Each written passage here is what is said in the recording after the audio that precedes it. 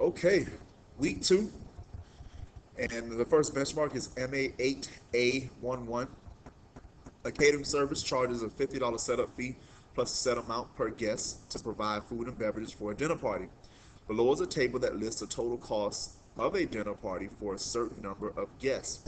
And this is the same type of scenario that you have to deal with all the time, where if you were going to throw a party, somebody's going to charge you $50 just to come and set up. So if you were to start off writing out your scenario, if this was an easy problem, it would have been 50 plus. They said the total cost in dollars if 75 guests attended a party. Well, it would have to be $75 people times the cost per person. The problem is we don't know what this is. So what is really happening is they're asking you two questions. The first question is, what is the cost per person?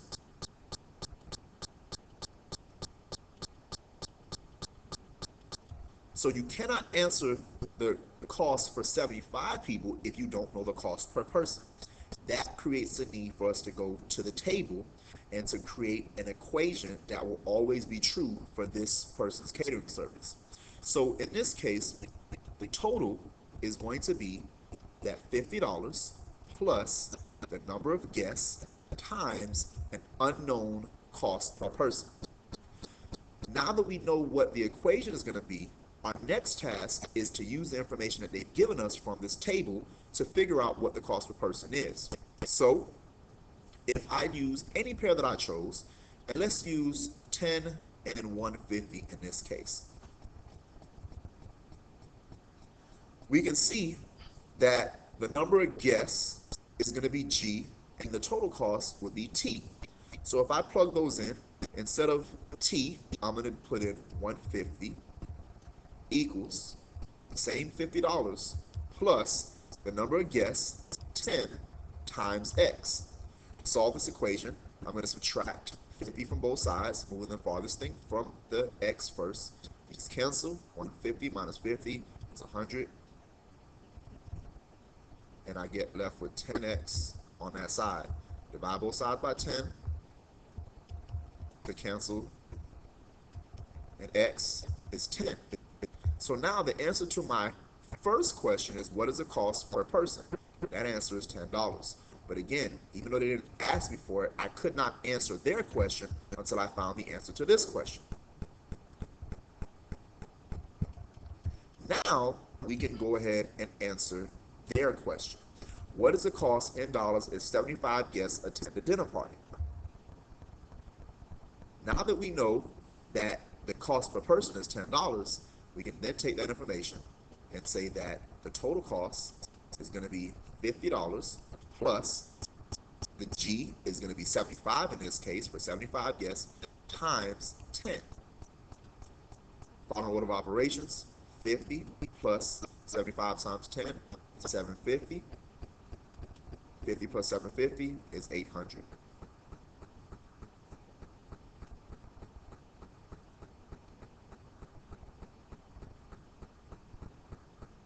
And it's always important when you're doing these questions that you bubble in your answer for a greater response.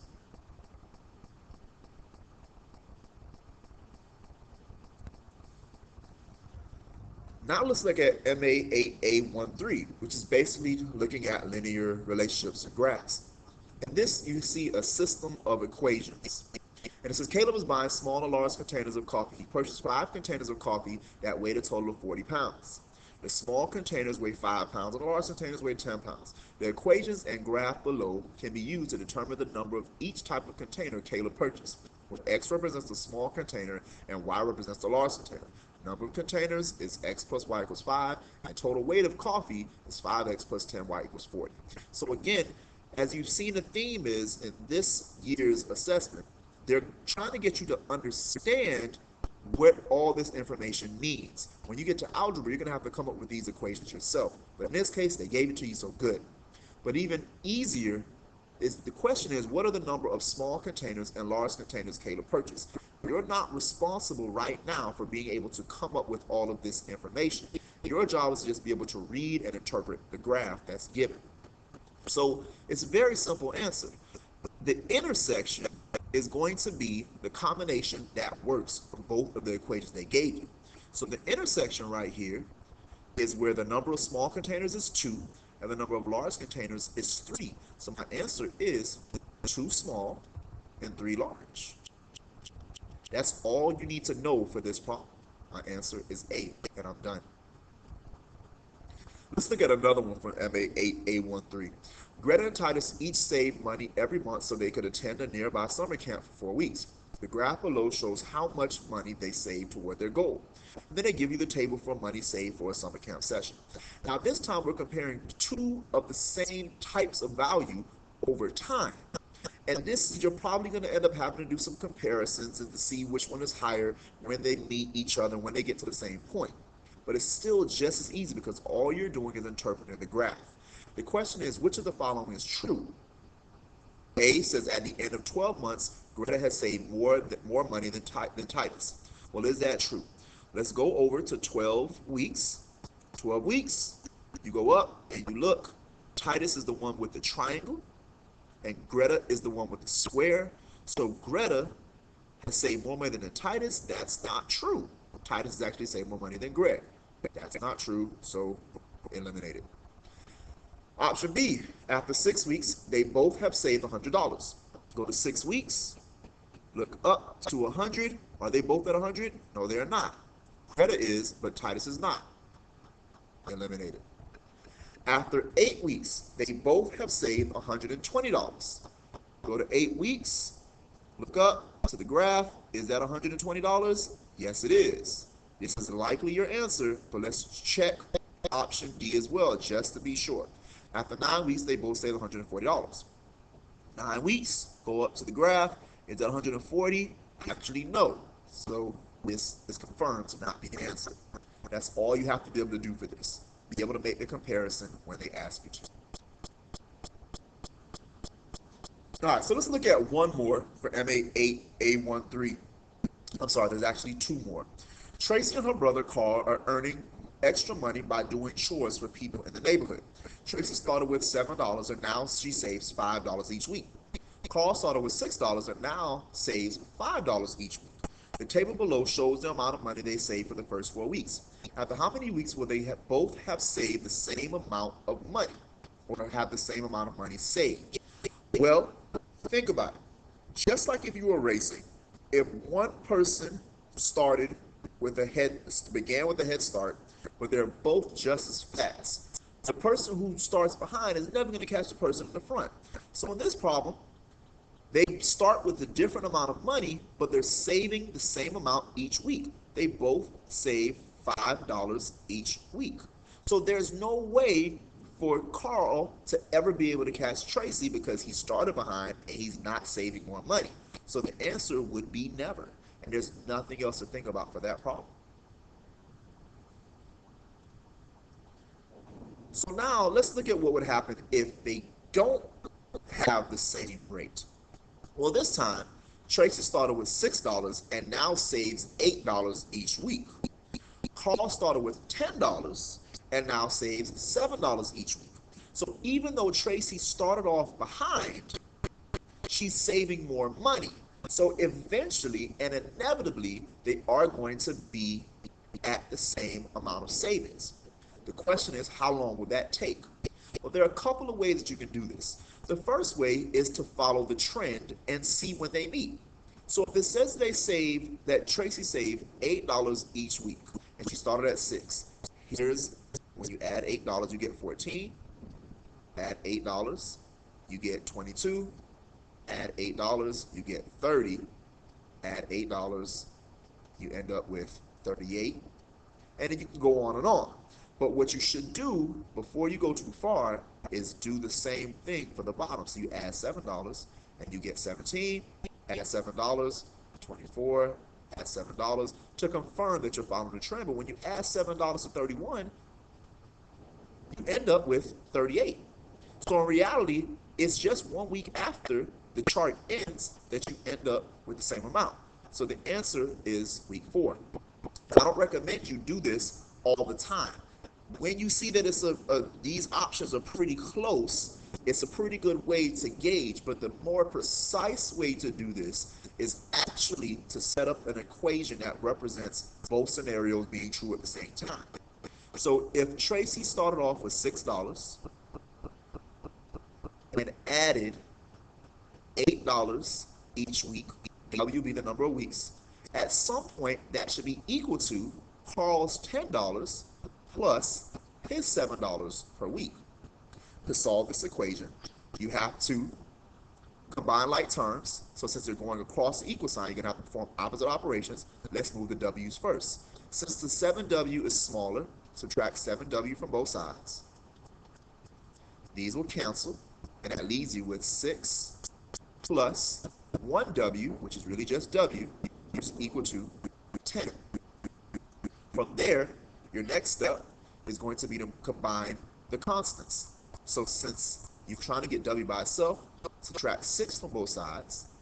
The 6's will cancel, and W will end up being 4, just as we expected. This is a better method because if the answer was 10 or 20 or 50, you get this answer a lot faster than you would by trying to continue to add 8s and 7s to both sets of data.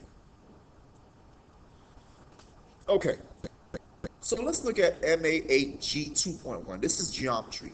And this problem is actually not that difficult once you understand the process. So let's go through it. In the figure below, triangle JKN and triangle MKL are similar. So as you can see, this symbol means triangle.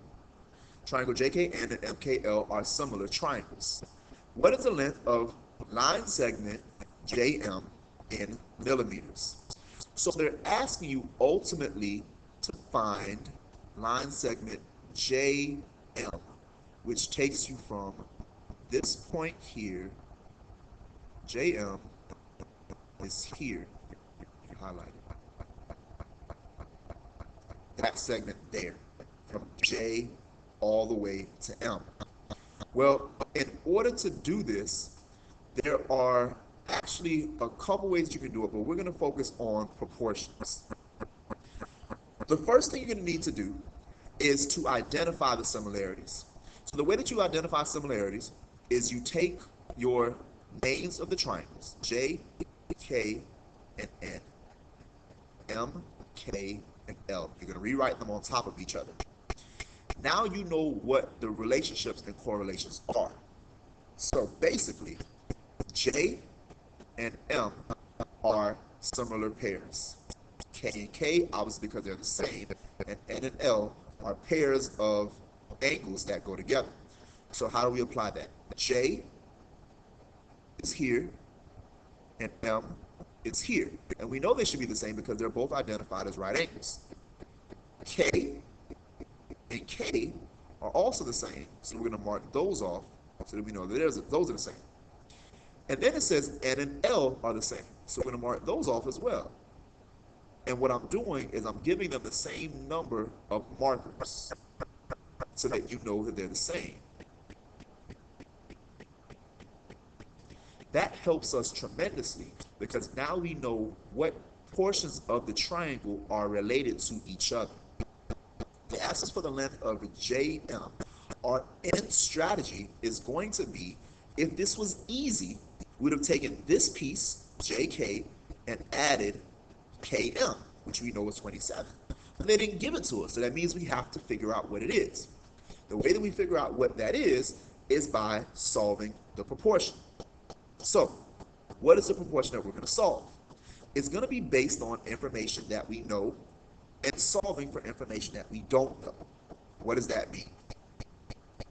We know that line segment JK and line segment MK are related to each other.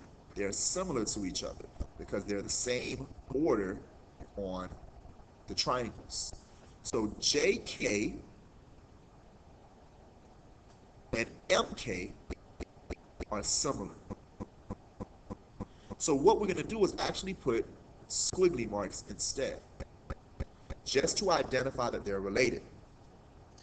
We also know that KN, line segment KN, and line segment KL are related to each other for the same reason. So where is KN? KN is here. So this time I'm going to put two squigglies so that I recognize that they're related to each other when I go back and look at my relationships.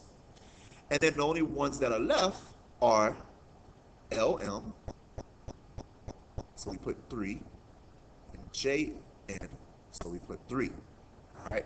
Now, once we have these relationships set up, we're going to set up the proportion to say that the small over the large, you're going to have two fractions that are equal to each other, because whenever you do proportions, it's going to be two fractions equal to each other. Since we have to find JK, we must use pair 1. So we can fill out that portion right now. The small triangle between JK and KM, which are the same, the small segment is JK. Since we don't know what it is, we're going to call that X. The large side 1, the large triangle, side 1 is 27. Now we need to pick another pair that we have both the numbers for so that we can solve this equation. Well, I have in the small triangle, I have 27, which is side 3. And in the large triangle, I also have side 3. So that gives me a very easy relationship that I can use. So I'm going to use side 3 here. So the small side 3 is 27. The large side 3 is 60.75. Okay? So now, how do you solve a proportion? To solve a proportion, you are going to cross multiply. That means that you're multiplying x times 60.75, and you're multiplying this 27 by this 27. So 27 times 27. When you do that math, obviously 60.75 times x is just 60.75x.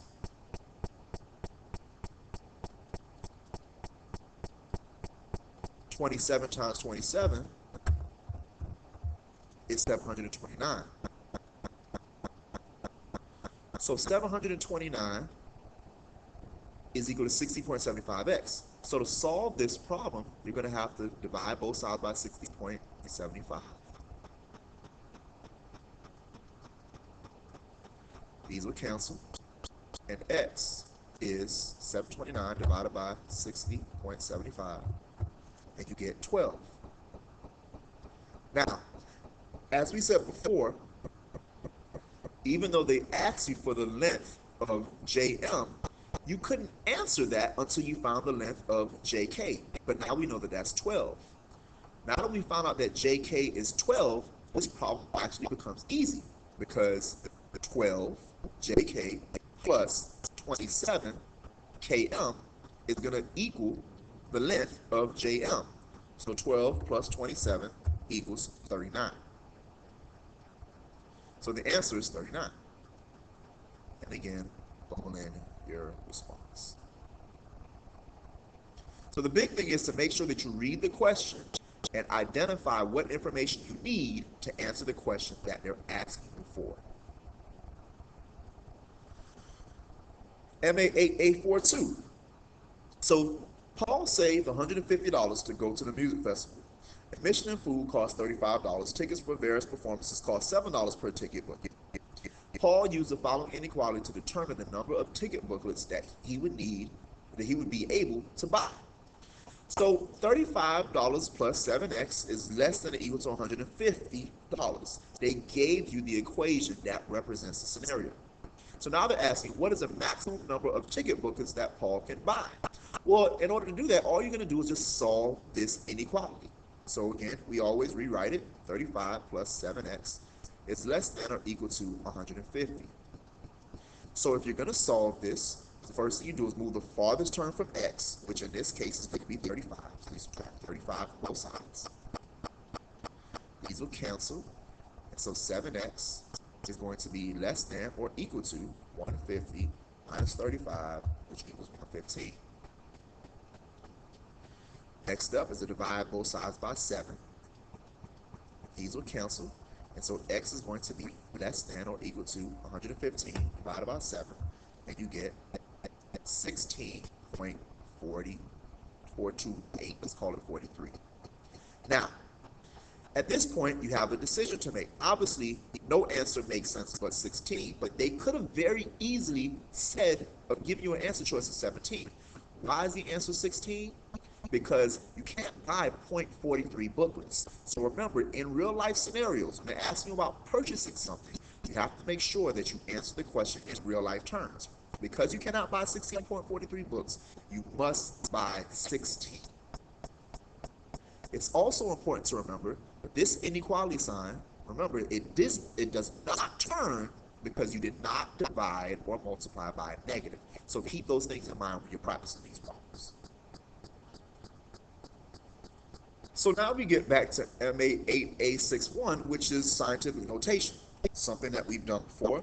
So if they say that the moon is approximately 4.6, let's see, thousand, million, billion years old, what is this number expressed in scientific notation?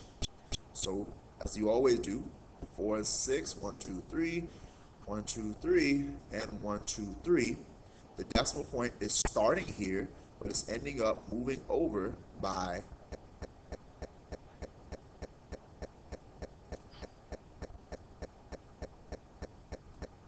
moving over 1, 2, 3, 4, 5, 6, 7, 8, 9 times to end up being 4.6 because the number in front must be a single digit.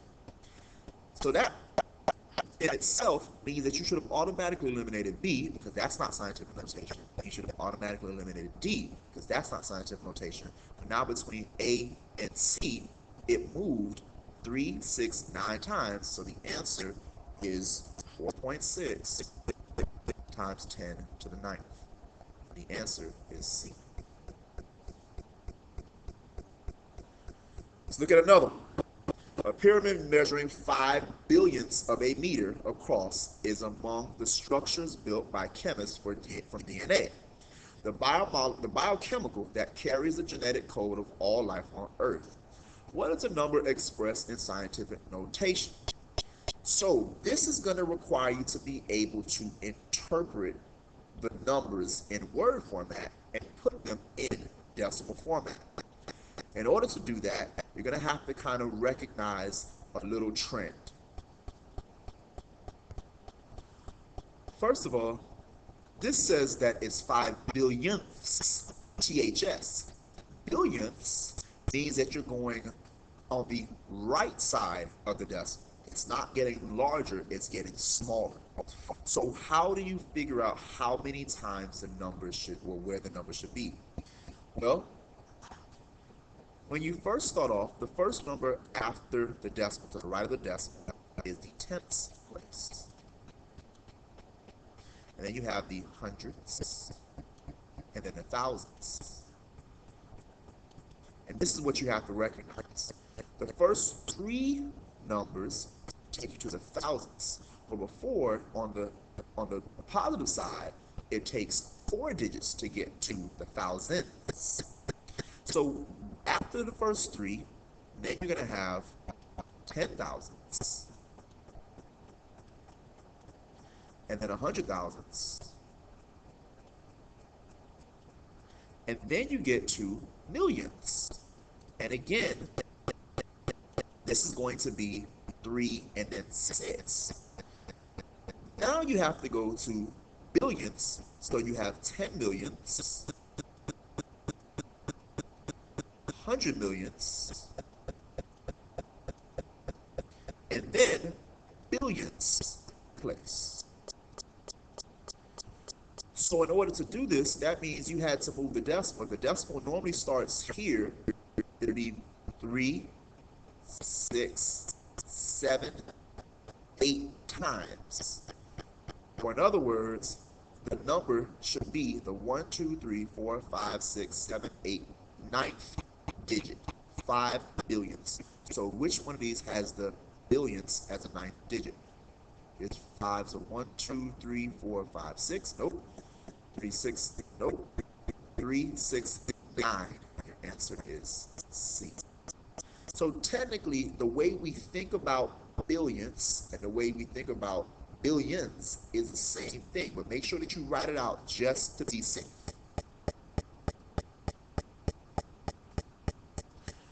A nanosecond is 1/1000th of a second. What does this number express in scientific notation? Again, same idea. 1/1000th of a second. So we saw last time that if we go back and just literally take the same thing that we did before,